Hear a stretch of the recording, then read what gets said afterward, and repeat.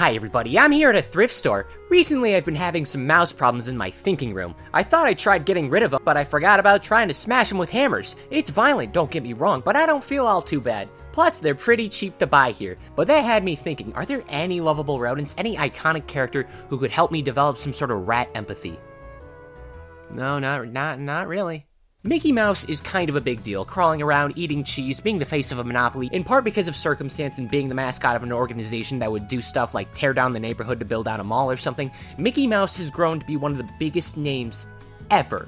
And I think there's two ways to depict Mickey Mouse. The first being as this morally corrupt businessman doing whatever he needs in order to succeed. Some examples include in Family Guy, South Park, Drawn Together, iterations of the character, but also commentaries against the corporation he's associated with. And you can say whatever you want about Disney as a whole, but the lovable rat isn't necessarily like that. In my opinion, a lot of people just seem to ignore Mickey Mouse outside of the voice and his head shape. He's literally just a dude who's whimsical. Like in most of his appearances, he's a pretty normal younger guy in his 20s or early 30s. He has a girlfriend, a house, a dog, and a job. There's some debate in your local preschool about what career path Mickey took, and the most likely options are some sort of actor or host or something like that. Each main character works multiple jobs. Goofy does photography, Donald does Navy stuff, Daisy does some reporting work, and Mortimer probably does crack. I mean, he looks like that. Biting the bullet now. There is a multiverse. In-universe, Mickey and his pals go through their lives and go on wacky misadventures along the way. Like a lot of toons throughout the years are as simple as this, with stuff like Mickey going fishing or having friends over. You know, the general gist. Otherwise, a lot of these toons can be treated like short films. And then all the actors go over to the House of Mouse and watch everything play out. Mickey is simultaneously incredibly wealthy and middle class. Because of this, I'm gonna assume he's in a lot of debt. Ultimately, it doesn't really matter that much. Mickey Mouse can make sense in all of these continuities just because there's multiple continuities. I am a husk of the man I once was. Despite this, I think the most classic to more recent cartoons exist in about the same timeline. Easiest way to diversify the timeline is through Goofy. In a lot of material, Goofy has a son named Max. In House of Mouse, the DuckTales reboot, some Christmas specials I watched a dozen times growing up for some reason, along with a movie, Max shows up and is treated like one of the gang. I think these entries are all like the Prime universe, and any cartoon featured within the House of Mouse also gets chucked in here. And then we got universes where Goofy has no son. The ones where Goofy never finds love and spends his days roaming around as a supernatural tyrant. Most of his wacky shit comes from continuities where Max isn't confirmed to have existed. For example, in the show, The Wonderful World of Mickey Mouse, chemicals get into everyone's water, they all get a little silly. I think it's the funniest, very chaotic. I don't like how Goofy looks though. He looks like he was stuck in a washing machine for an hour. In this show, Mickey takes Adderall. He's obsessed with Minnie, he's horrified of everything, and the world surrounding him isn't really helping. Good little show full of wacky misadventures, full of funny places and silly faces. When something funny happens, I can't help but just like clap my hands and feet like a chimp. If Mickey Mouse Clubhouse is vanilla ice cream, then this is battery acid with orange juice on the side. Speaking of which, whenever I see the Mickey Mouse Clubhouse, I can't help but feel a little uneasy. This continuity has 5 shows: Clubhouse, Minnie's Bow-Toon, Funhouse, Chip and Dale's Nutty Adventures, and Mix-Up Adventures. This show being like a compilation of all the smaller shows where the gang races and helps the community, stuff like that. What I'm trying to say is that there's unironically hundreds of hours of Mickey Mouse Clubhouse content.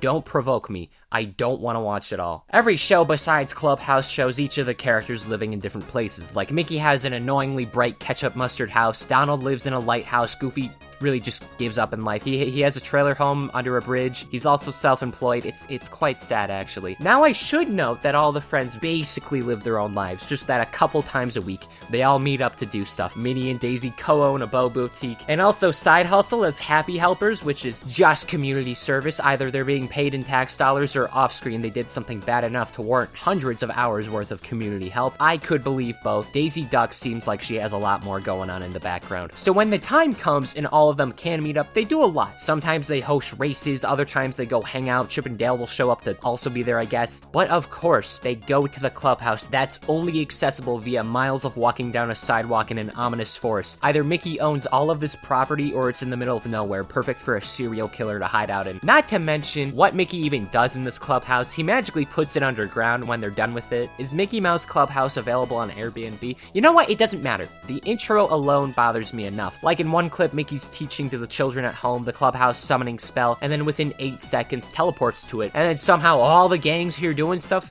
Like, how are you in a balloon, Donald? That wasn't even here like 20 seconds ago. In universe, the fact all of these grown adults go to the woods so often and pretend to be like knights and pirates and shit, you know, it's endearing until someone takes it too far. Off a high, Mortimer Mouse, with the assistance of Pete, decide to shrink all of the local landmarks for no reason. At one point, Pete goes from being big, but now he's small. What is Mortimer's problem? Throughout a century of these characters, Mortimer's been in the franchise for like an hour's worth. Why does he even exist? At the end of the adventure, the gang lets Mortimer be their friend. They're just trying to convince him to go to rehab so he doesn't steal public property again. Mickey Mouse Funhouse is just as weird. Mickey has another house where the gang can teleport. How is Mickey affording all of this while Goofy lives under a bridge? The only thing I care about in this one is that Mortimer's back from rehab and he's dressed like it. He goes on a couple adventures and causes problems. Him and Mickey are like Goofus and Galland, but rats. There's this one unrelated Christmas special where he forces a mistletoe on Minnie, knowing that Mickey Mouse is dating her,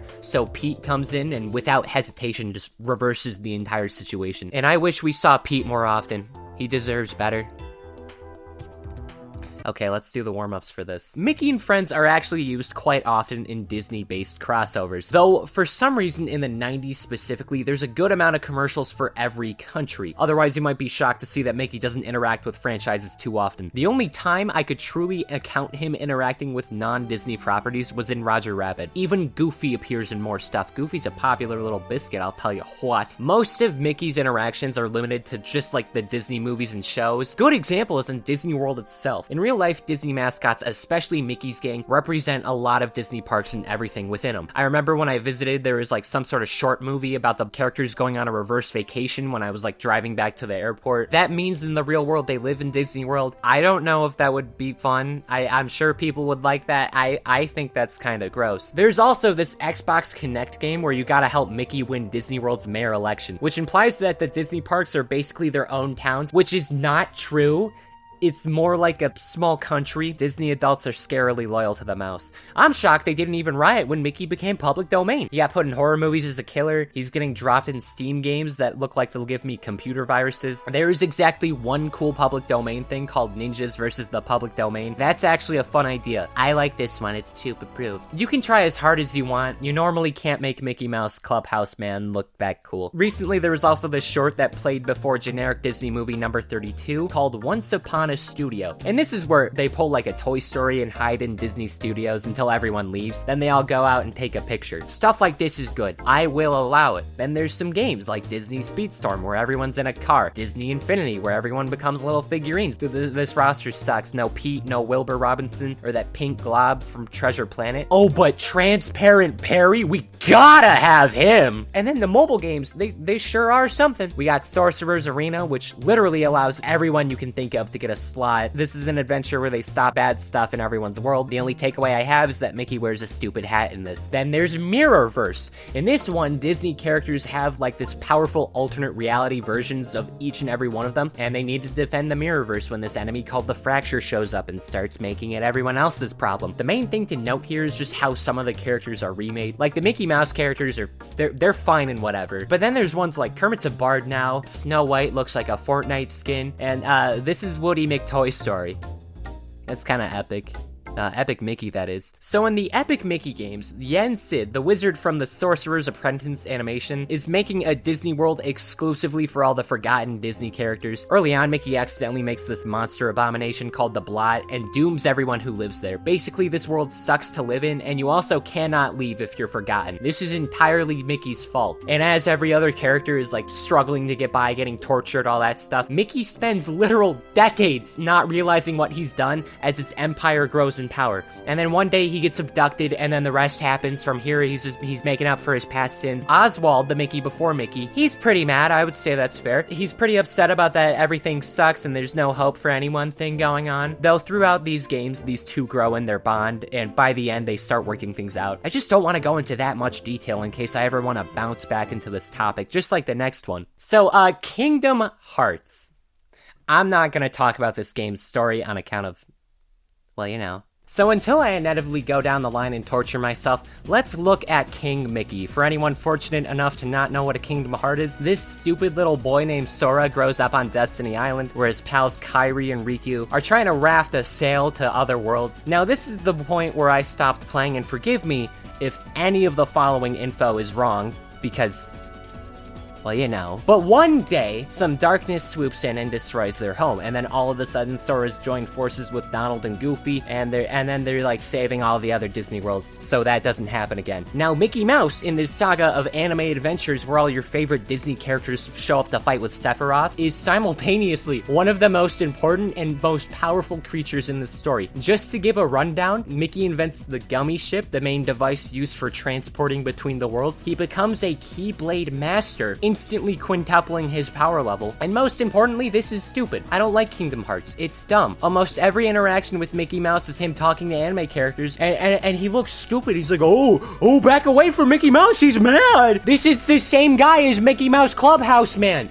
He is a rat. There's this one moment in the second game where Goofy gets even more brain damage than usual from a rock, and everyone just accepts him as deceased. Mickey Mouse, this lovable little guy in like bright red pantaloons, takes a look at this army and just says, "They'll pay for this." In conclusion, put Mortimer Mouse in Kingdom Hearts, it would be funny. Well, gang, I found some hammers. Oh boy, I better get going because it's rat smashing time.